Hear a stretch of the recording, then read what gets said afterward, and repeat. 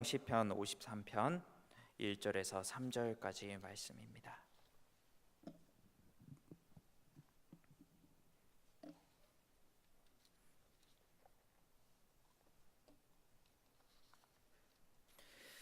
제어진 성경으로는 구약 성경 840쪽에 있습니다.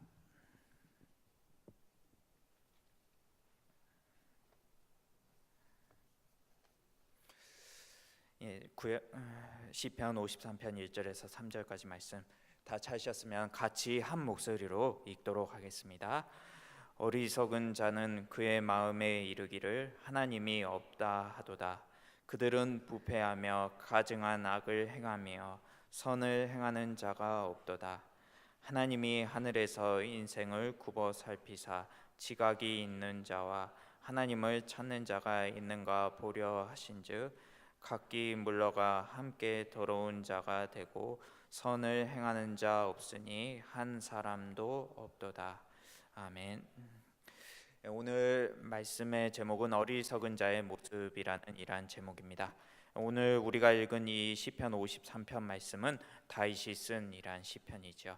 이 다윗이 이 시편을 쓰게 된 배경이 있습니다. 바로 사무엘상 25장에 보시면은 다윗과 나발이라는 이러한 사람이 등장합니다.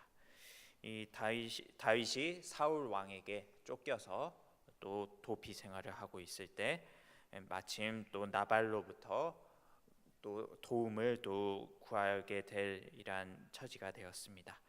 이 다윗이 나발을 향하여서 또 음식을 요청하면서 또 자비를 구하였지만은 그것을 너무도 처절하게 거절당하였죠. 그러므로 인하여서 다윗은 노하고 부하들 400명과 함께 나발을 치러 가다가 나발의 부인이었던 아비가일을 만나서 다시 아비가일의 좋은 말로 되돌아가는 모습을 사무엘상 25장에서 볼 수가 있습니다. 그런데 이 사무엘상 25장 25절 말씀을 보시면요, 아비가일이 이렇게 말합니다. 원하옵나니 내 주는 이 불량한 사람 나발을 개의치 마옵소서. 그의 이름이 그에게 적당하니 그의 이름이 나발이라. 그는 미련한 자니이다. 여종은 내 주께서 보내신 소년들을 보지 못하였나이다 라고 말합니다. 이 말씀에 등장하는 이러한 나발이라는 이름의 뜻은 어리석은 자라는 이러한 뜻이 있습니다. 그렇기 때문에 그는 미련한 자다라고 이렇게 말하죠. 그리고 그의 이름이 그에게 적당하다라고 말합니다. 그만큼 사람의 이름을 통해서 그 사람의 성격을 보여주는 이러한 말씀이죠. 오늘 우리가 읽은 말씀 속에서도 이러한 다윗은 이 나발의 사건을 겪고 나서 또한 한 가지의 교훈을 깨닫게 됩니다. 바로 어리석은 자의 모습이 어떠한가에 대해서 또 그것을 깨닫고 시편을 통해서 노래하고 있죠. 이 시편에서 또 오늘 우리가 읽은 말씀 속에서 하나님이 없다고 하는 이러한 어리석은 사람들에 관해서 또 이렇게 말합니다. 이 악인들이 하나님의 백성을 핍박하고 하나님을 대적하면서 또 악을 행하지만은 우리에게 있어서 결국 하나님의 심판이 임하여서 멸망당하게 될 것이라는 내용이 이 시편 53편의 말씀입니다. 그렇다면은 우리가 한번 오늘 우리에게 주신 말씀을 통해서 어리석은 자의 모습이 어떠한 모습인가 한번 살펴보시고 우리의 모습은 이러한 모습이 아니라 오히려 주님의 기쁨 되는 모습, 또한 하나님의 구원받은 백성으로서 즐거움과 기쁨을 누리는 사람으로서 살아갈 수 있는 우리 귀한 성도님들 될 수 있기를 간절히 바라겠습니다. 어리석은 자의 모습 첫 번째입니다. 첫 번째 모습은 어떠한가 하면은 하나님이 없다라고 말합니다. 오늘 우리가 읽은 1절 말씀을 보시면요, 이렇게 말합니다. 어리석은 자는 그의 마음에 이르기를 하나님이 없다 하도다라고 말합니다. 이 오늘 우리가 읽은 말씀에서 주제가 되는 사람이 바로 어리석은 자입니다. 이 다윗이 이 어리석은 자에 관해서 또 이렇게 1절 말씀에서 말하고 있는데, 첫 번째로 이야기하고 있는 것은 어리석은 사람은 하나님이 없다 한다라고 말합니다. 이 어리석은 자는 그저 단순하게 지혜가 부족한 사람, 지식이 딸린 사람만을 의미하지 않습니다. 성경 전체를 살펴볼 때 이 어리석은 사람은 어떠한 사람인가 하면은 겉으로 보이는 행동이 하나님을 부인하고 의로운 자의 생명을 위협하고 하나님의 말씀에 근거를 가지지 않고 그냥 자기 마음대로 자기의 기준대로 행하는 사람을 어리석은 사람이라고 말하는 것이고, 또한 속으로는 하나님과 언약 관계에 있지 않는 사람, 또 하나님을 믿지 않는 사람을 가리켜서 어리석은 사람이다라고 말할 수가 있습니다. 그런데 이 사람은 첫 번째로 하는 말이 하나님이 없다라고 말합니다. 이 하나님이 없다라는 표현은 시편 4절 말씀에도 등장합니다. 그 말씀에서는 악인들이 하는 말로서 또 이렇게 말하죠. 악인은 그의 교만한 얼굴로 말하기를 여호와께서 이를 감찰하지 아니하신다 하며 그의 모든 사상에 하나님이 없다 하나이다라고 말합니다. 그토록 이 어리석은 사람은 우리가 볼 수 있듯이 또 영적인 지혜가 없는 사람, 그리고 하나님을 두려워하지 않는 사람, 그냥 자기 마음대로 사는 사람을 가리키는 것임을 볼 수가 있습니다. 우리는 일반적으로 신앙생활을 하면은 똑똑한 사람들이 또 하나님을 잘 믿어야 되지만은 오히려 반대의 모습으로서 돈 좀 있고 또한 지식이 높으면 높을수록 오히려 하나님을 믿지 않는 모습을 너무도 쉽게 볼 수가 있습니다. 자신의 힘을 믿고 자신이 가진 소유를 믿고 살아가지요. 그러나 다윗은 그들이 똑똑한 사람이 아니라 어리석은 자라고 말합니다. 하나님을 알지 못하는 어리석은 사람들이 또 세상의 악한 지혜는 우리보다 더 많아서 또 사람들 눈에는 그 모습이 지혜롭게 보일 뿐이죠. 반대로 하나님을 알고 경외하면서 섬기는 사람들은 세상에서 어리석은 사람, 그저 바보의 모습으로 또 이렇게 아무것도 모르는 이러한 사람으로 또 조롱을 받게 됩니다. 그렇기 때문에 여러분들, 저도 마찬가지고 여러분들도 세상 사람들이 보기에는 바보 같은 사람들입니다. 그런데 성경에서는 우리가 해야 될 것이 무엇입니까? 바로 하나님을 경외하는 것이죠. 하나님을 경외하는 것이 지혜의 근본이라고 성경에서 말합니다. 그렇기 때문에 하나님을 믿지 않는다라는 것은 정말로 어리석은 사람이죠. 진정한 이러한 지혜를 가지고 있다면은 하나님을 믿게 됩니다. 하나님을 믿고 또한 사는 것이 믿지 않고 사는 것보다도 더 지혜로울 뿐이죠. 하나님을 믿는 자는 인생의 의미와 목적을 또 찾을 수가 있죠. 그리고 하나님의 뜻을 또 실천하기 위해서 또 선하게 살려고 노력하고, 또 하나님을 믿음으로써 마음의 염려와 근심이 줄어듭니다. 하나님을 믿는 사람들이 더 건강한 모습으로 또한 오래 사는 모습이 이어지죠. 이 세상에서 하나님이 함께 하시고 또 우리를 도우시기 때문에 더욱이 우리는 죽어서도 영생을 얻을 수가 있죠. 이 사실은 우리에게 있어서 알고 있기 때문에 우리는 지혜로운 사람이다라고 말합니다. 하지만 세상 사람들은 이것을 모르죠. 세상의 지혜로 사는 사람들은 돈이 전부인 양 돈을 버는데 최선을 다하는 모습으로 살아갑니다. 하지만 그 돈은 누가 쓸 줄도 모르고 또한 이 돈을 쓰고 나서는 허무함만 남게 되죠. 마치 열심히 일하긴 했지만은 결국 소가 가는 곳은 푸죽간, 결국은 도축장으로 끌려가게 됩니다. 이 소는 결국 또 고기를 위해서 또 이렇게 쓰이게 되죠. 그만큼 세상을 따라 산다는 것, 또 세상의 지혜를 따라 산다는 것은 소가 도축장에 가는 것과 같다라고 말할 수가 있습니다. 그런데 이러한 어리석은 사람이 하나님이 없다라고 주장하는 데에는 근거가 있습니다. 바로 그 마음속에 죄가 있기 때문이죠. 1절 말씀에서 계속해서 보시면은 그들은 부패하며 가증한 악을 행하며라고 이렇게 말합니다. 그들의 모습이 부패하였다라고 말하지요. 이 죄로 인한 욕심 때문에 우리의 마음은 이미 부패해진이란 상태입니다. 우리는 하나님을 믿음으로 인해서 이러한 부패한 마음 속에서도 또 하나님의 은혜로 살아가지만은 세상 사람들은 죄로 인한 욕심 때문에 마음에 하나님을 두기를 싫어하고 또한 육체의 욕심을 따라 범죄하면서 살아가는 것임을 우리는 너무도 잘 압니다.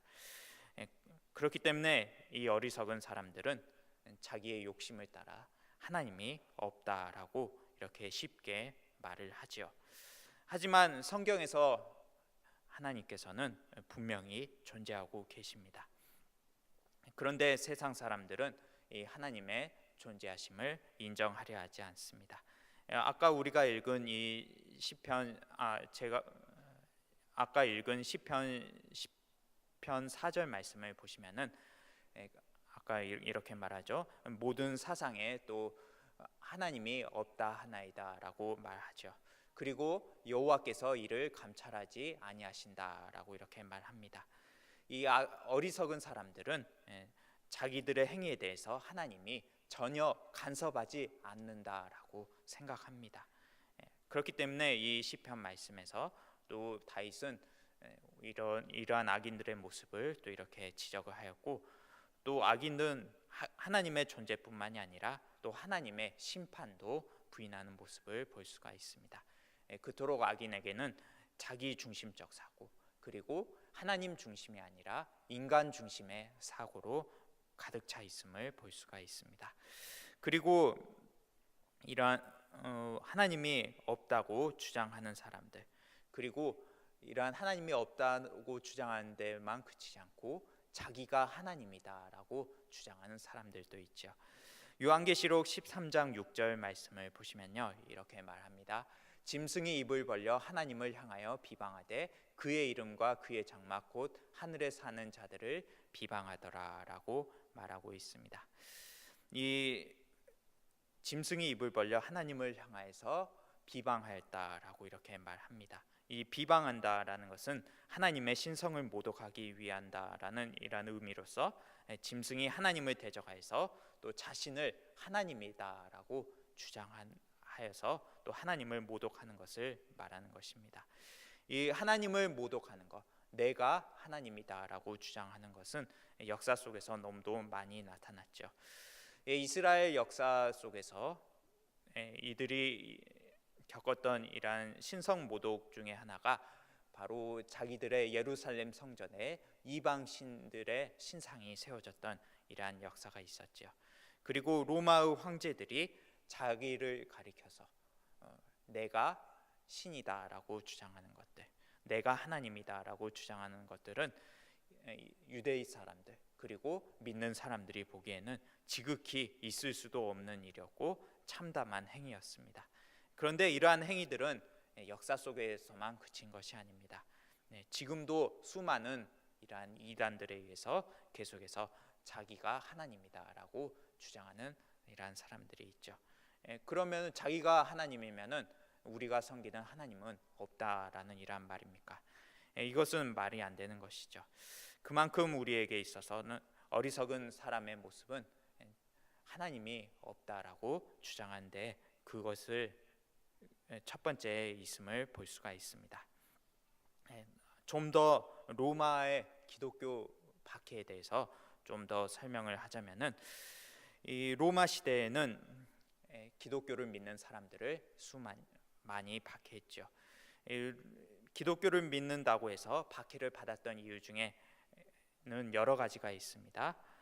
미신을 공격하고 또한 황배의 숭배를 거절하고 사치오락을 금한다라는 여러 가지 이유가 있었기 때문에 또한 그들은 박해를 받을 수밖에 없었죠. 우리가 잘 알고 있는 네로 황제가 로마에 불을 지르면서 이 화재의 원인을 기독교인들에게 돌림으로써 로마에서 이 핍박과 고통이 시작이 되었습니다. 그리고 수많은 시간을 거쳐서 또한 이 10대 박해라고 해서 또 황제가 바뀜에도 불구하고 계속해서 기독교인들을 향해서 또 이렇게 모진 박해가 이어졌죠. 그 박해의 원인 중에 하나가 내가 신이다, 내가 하나님이다라고 주장하던 황제의 박해가 있었음을 볼 수가 있습니다. 하지만 이러한 박해 속에서도 기독교인들은 하나님을 또 주장하면서 황제가 하나님이 아님을 또 이렇게 주장을 하였죠. 오히려 이러한 박해 속에서도 신앙을 잃지 않고 또 하나님만을 바라보면서 또 끝까지 순교했던 이러한 모습, 이들에게 있어서 하나님이 존재하시면은 충분히, 하나님이 없으면은 이러한 고통을 감내하면서까지 믿음을 유지하면서까지 또 순교를 하면서까지 이렇게 고백할 수가 없었겠지요. 그렇지만 어리석은 사람들은 목숨의 위기에 놓이게 되었을 때, 물론 하나님을 또 이렇게 믿지도 않겠지만은 충분히 쉽게 너무도 부인할 수밖에 없습니다. 그렇기 때문에 우리는 오늘 우리에게 주신 이러한 말씀 속에서 어리석은 사람의 모습, 어리석은 자의 모습은 첫 번째가 하나님이 없다라고 주장한 것임을 또 분명하게 알아야 됩니다. 우리가 살고 있는 이 시대 속에서는 또 무신론이라는 것이 또 이렇게 많이 생겨났습니다. 하나님이 없다라고 주장하죠. 단순하게 하나님이 다른 신이다라고 주장하는 것만이 있는 것이 아니라 지금은 무신론, 아예 하나님의 존재 자체를 부정해버리는 이러한 시대 속에서 우리는 살고 있죠. 하지만 우리는 이러한 시대 속에서, 이러한 시대의 흐름 속을 따라가는 것이 아니라 오직 우리와 함께 하시는 하나님을 믿으시고 또한 하나님의 존재를 인정하면서 살아가야 될 줄로 믿습니다.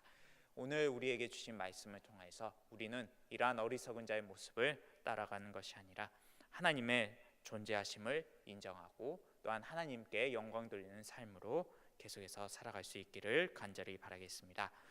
어리석은 자의 모습 두 번째입니다. 두 번째는 어떠한 모습인가 하면은 가증한 악을 행하는 모습을 볼 수가 있습니다. 1절 말씀을 계속해서 보시면은 그들은 부패하며 가증한 악을 행하며 선을 행하는 자가 없도다라고 말합니다.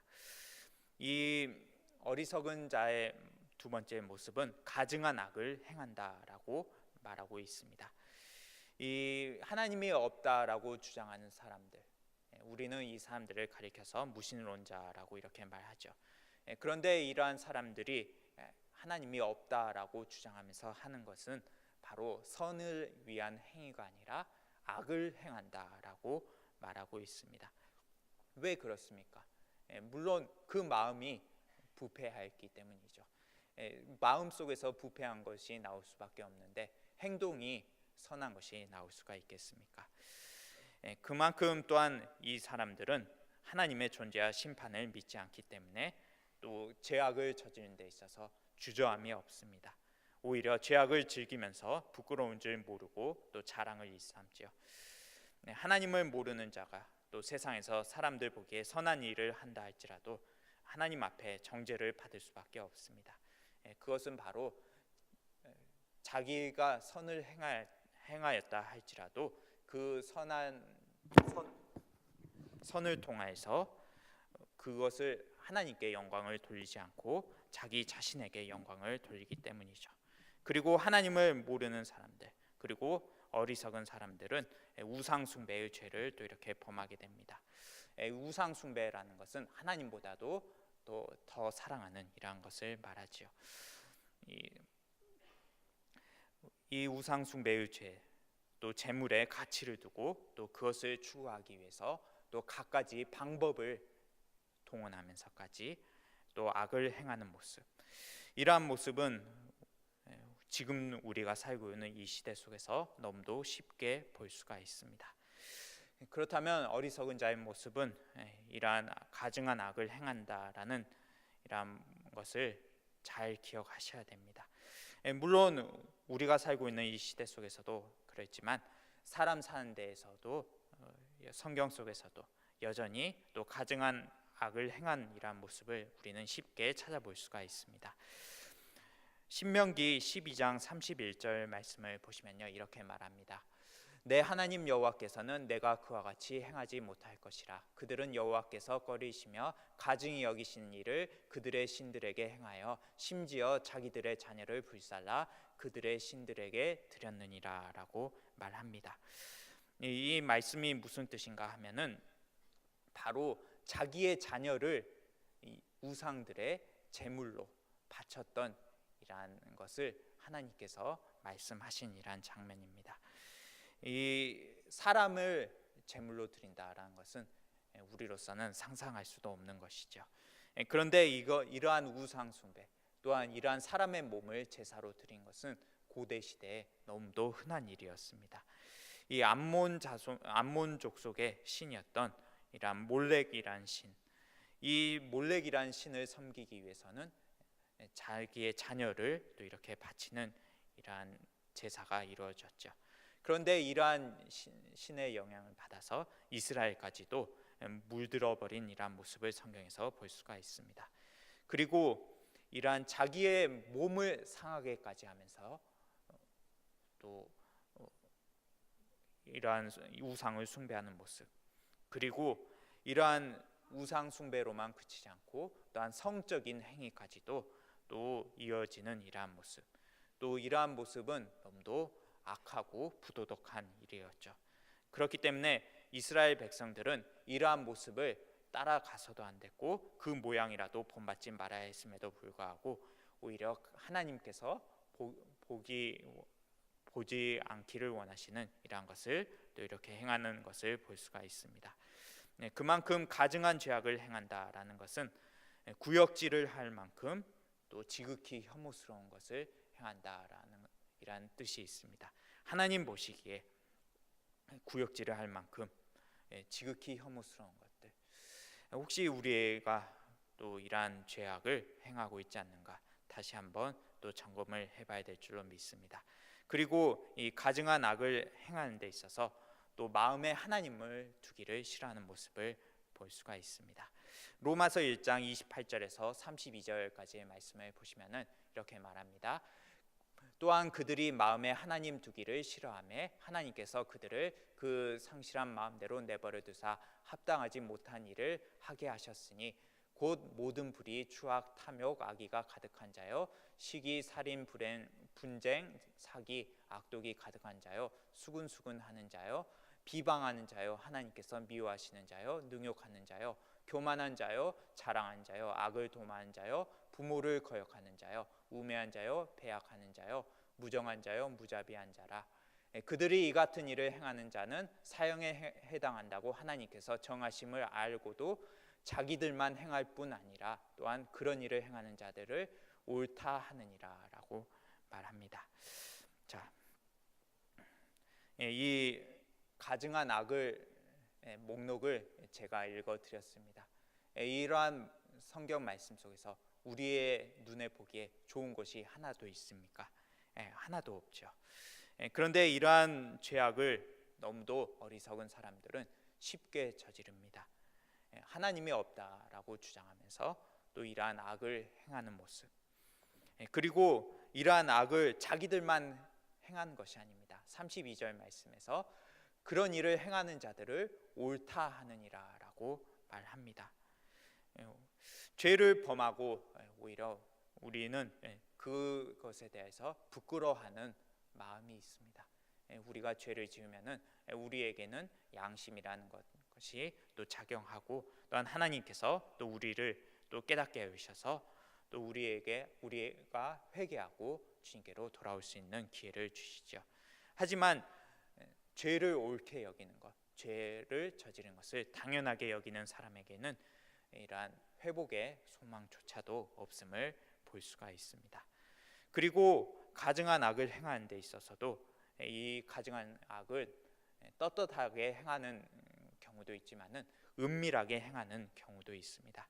에베소서 5장 12절 말씀 보시면은 그들이 은밀히 행하는 것들은 말하기도 부끄러운 것들이라라고 말합니다. 사도 바울은 어리석은 사람들의 행위에 관해서 에베소서 5장 3절에서 5절까지 해서 미리 말하였습니다. 아까 제가 읽어드린 이러한 내용과 비슷한 내용이죠. 성적으로 방탕하고 탐욕이 가득 찬 모습, 우상 숭배의 죄를 범하는 것들, 그리고 이러한 것들이 은밀히 행해지는 것을 또 이렇게 볼 수가 있습니다.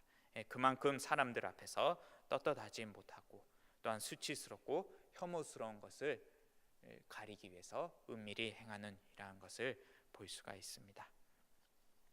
이토록 어리석은 사람은 또 가증한 악을 행한 데 있어서도 너무도 쉽게 그리고 당연하게 하는 죄악을 범하는 모습을 볼 수가 있습니다.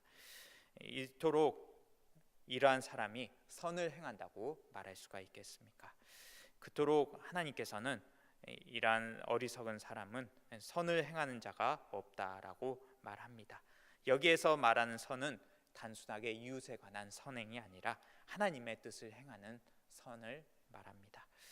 그렇기 때문에 우리는 어리석은 사람의 모습은 가증한 악을 행하는 사람의 모습임을 분명하게 기억해야 합니다.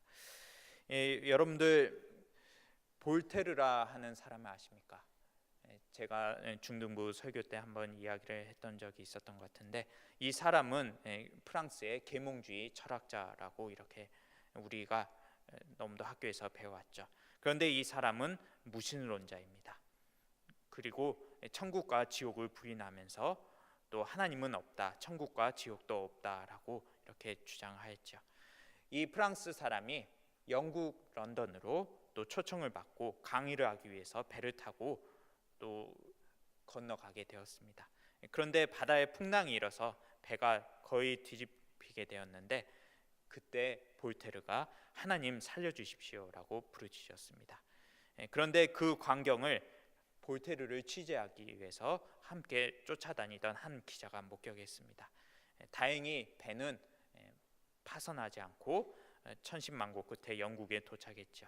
그리고 예정대로 런던에서 무신론에 관해서 강의를 했습니다. 그런데 그 다음 날에 신문 기사가 이렇게 났습니다. 볼테르의 무신론은 바다에서는 약하고 육지에서만 강하다라고 이렇게 말하죠. 그리고 그가 성경에 관해서 또 이러한 말을 했습니다. 100년이 지나면 이 지구상의 성경은 단 한 권도 남아있지 않고 기독교는 영원히 사라질 것이다. 그렇지만 아이러니하게도 그가 그러한 말을 한 지 25년이 지난 후에 그가 죽어서 이 세상에 존재하지 않게 되었고, 그의 집은 성경을 인쇄하는 또 성경 공예가 되었습니다. 그가 살아서 그 광경을 보게 되었다면 그때 그가 할 수 있는 말이 무엇일까요? 그리고 그가 병들어 죽게 되자 또 의사에게 찾아가서 6개월만 더 살게 해달라고 또 애원을 합니다. 그래도 그것이 안 되자 성직자에게까지 찾아가서 또 생명 연장을 위한 기도를 부탁했습니다. 그리고 그가 숨을 거둘 때 몸부림치면서 울부짖습니다. 나는 지옥도 천국도 없다고 했는데 이제 깨닫고 보니 천국과 지옥은 분명히 있다. 나는 지금 지옥으로 내려가고 있다라고 하면서 울부짖으면서 숨을 거두었죠. 그만큼 어리석은 사람은 하나님이 없다라고 주장하면서 또한 하나님을 부정하는 데 있어서 또 하나님이 원하시는 악을 행하는 것을 우리는 볼 수가 있습니다. 우리는 하나님을 위한 삶, 그리고 하나님께서 맡겨주신 사명을 잘 감당해야 되죠. 우리가 악을 행하는 모습으로서 살아가는 것이 아니라 우리는 하나님을 향한 믿음으로서 또 살아가야 될 줄로 믿습니다. 우리에게 주신 이러한 말씀을 통해서 어리석은 자의 모습이 또 가증한 악을 행하는 이러한 모습임을 기억하시고, 또 우리는 이러한 모습의 반대의 모습으로서 또 살아가야 될 줄로 믿습니다. 그리고 이 어리석은 자의 모습 세 번째입니다. 세 번째는 어떠한 모습인가 하면은 더러운 자가 된다라고 말합니다. 3절 말씀을 보시면은 각기 물러가 함께 더러운 자가 되고 선을 행하는 자 없으니 한 사람도 없도다라고 말합니다. 이 부분은 하나님께서 또 사람들을 살펴보신 후에 최종적으로 또 이렇게 내리신 판단에 대한 다윗의 진술이죠. 이 하나님께서 지각이 있는 자와 하나님을 찾는 자가 있는지 보려고 2절에서 또 하셨지만은 세상에는 또 의인이 없다라고 이렇게 말하지요. 모두가 더러운 자가 되어서 선을 행하는 자가 인생 가운데 한 사람도 없다라고 합니다. 인간의 기준에 따르면은 이러한 인간이 성공적이고 권세 있고 부유한 자이지만은 하나님께서는 정반대의 판단을 내리시고 있습니다. 이것은 로마서 3장 23절 말씀과 또 너무도 일맥상통하는 말씀이죠. 로마서 3장 23절 말씀, 우리가 잘 알고 있듯이 모든 사람이 죄를 범하였음에 하나님의 영광에 이르지 못하였다라는 이러한 말씀. 하나님께서는 인간을 지혜와 지식이 충만한 존재로 창조하셨지만은 또 죄가 세상에 들어옴으로 인해서 또 모든 사람이 또 어리석은 이란 사람들이 되었던 것임을 볼 수가 있습니다. 그렇기 때문에 하나님을 찾는 자가 없다라는 말씀은 또한 하나님을 사랑하고 그 말씀을 듣고 또 준행한 사람이 없다라는 이러한 뜻이죠. 그리고 이들이 또 각기 물러나 함께 더러운 자가 되었다라고 말합니다. 제 고집대로 자기가 원하는 대로 또 하나님의 뜻보다도 자기의 뜻을 내세우는 모습 속에서, 그리고 선을 행하는 사람이 한 사람도 없다라는 이란 말, 없다라는 말이 두 번이나 반복되었다라는 것은 결국은 그 없다를 강조하는 이란 말이죠. 이것은 과장된 표현이 아니라 또 인간의 실상을 적나라하게 보여주는 이러한 말씀입니다. 우리는 의인이 없는 이러한 더러운 자가 된 이러한 어리석은 자의 모습을 또 이렇게 볼 수가 있습니다. 성경에서도 마찬가지로 요한 3서 1장 11절 말씀에서 이렇게 말합니다. 사랑하는 자여, 악한 것을 본받지 말고 선한 것을 본받으라. 선을 행하는 자는 하나님께 속하고 악을 행하는 자는 하나님을 배웁지 못하였느니라 라고 말합니다. 이 악을 행하는 사람은 또 지속적으로 악을 행함으로써 하나님과 교제할 수도 없고 대면할 수도 없고 심판을 받을 수밖에 없다라는 사실을 보여주고 있습니다. 그리고 로마서 3장 10절에서 18절까지의 말씀은 우리가 너무도 잘 알고 있습니다. 이 말씀은 여러분들 잘 알고 있는데 보시면은 의인은 없나니 하나도 없다라는 이란 말, 우리는 이것을 잘 기억을 해야 됩니다. 또한 우리의 생각이 악하고, 또한 우리의 말이 악하고, 또한 우리의 행동은 또 죄를 피 흘리는 데 있어서 또 이렇게 빠른 이러한 모습을 보여줍니다. 그만큼 이러한 어리석은 자의 모습은 또 더러운 자가 되는 이러한 모습을 또 이렇게 볼 수가 있습니다. 오늘 제가 이 말씀을 준비하면서 한 가지 영화가 또 떠오른 게 있었는데, 지금 올해 2월 달에 나온 침묵이라는 이러한 영화입니다. 영어로는 Silence라는 이러한 제목으로 또 미국에서 만들어진 영화입니다. 그런데 이 영화의 원작 책이 바로 엔도 슈사쿠라는 일본의 소설가가 쓴 이러한 책입니다. 우리 어르신들 나이 또래에서는 또 많이 읽어보셨을 줄로 믿습니다. 이 이야기는 일본의 천주교 박해가 있었던 시기를 또 바탕으로 쓰여진 이러한 일이죠. 일본에 파견된 카톨릭 신부가 또 소식이 끊기게 되고, 또한 그 카톨릭 신부를 찾으러 간 두 명의 신부가 또 그 일본에 도착하게 되었을 때 그곳에서 박해를 받는 이러한 모습, 그리고 이러한 박해 속에서도 하나님께서는 그들에게 침묵하시는 모습, 그리고 이들이 제가 말하고자 싶은 이러한 결론은 이들이 신앙을 버리고 일본인으로서 살아가게 되는 이러한 모습, 더러운 자로서 또한 하나님을 떠난 사람으로서 또 이들이 살아가게 되는 이러한 모습은 영화를 통해서 또 많은 또 깨달음을 또 줍니다. 이러한 우리에게 있어서 박해의 상황에 놓이게 되었을 때 하나님께서 우리를 향해서 침묵하신다. 그리고 하나님이 이웃을 살리기 위해서 신앙을 버리라고 한다면은 여러분들을 어떻게 선택하시겠습니까? 신앙을 버리시겠습니까? 아니면은 신앙을 유지하고 죽음을 맞이하시겠습니까? 이러한 딜레마 속에서 우리가 해야 될 것은 바로 하나님을 떠나지 않고 더러운 자가 되지 않고 신앙을 유지하고 오히려 목숨을 버리는 것이 마땅한 줄로 믿습니다. 신앙을 버리고 사람을 살리는 것, 이것은 결국 하나님을 떠나게 되는 이러한 모습이기 때문이죠. 그렇기 때문에 제가 이 영화를 여러분들에게 한번 추천해 드리고자 합니다. 올해 2월에 나왔던 영화이기 때문에 이미 영화관에서는 이미 내려갔지만은 DVD를 빌리는 곳이라든지 아니면은 자녀들을 통해서 좀 어떻게 잘 구하시면은 이 영화를 통해서 또 여러분들 한번 또 생각을 해보셨으면 합니다. 우리가 박해의 상황에 놓였을 때 하나님을 버릴 것인가, 아니면은 하나님의 뜻을 따라 또 살아갈 것인가. 오늘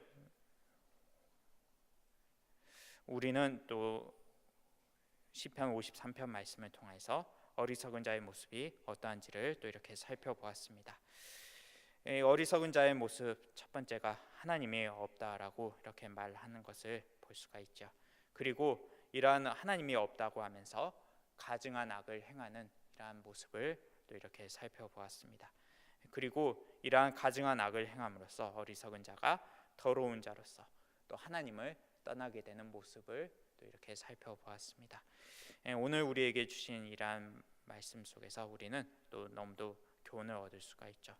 우리는 이러한 사람들의 모습으로 살아갈 수도 없고 또 살아가서도 안 되는 것입니다.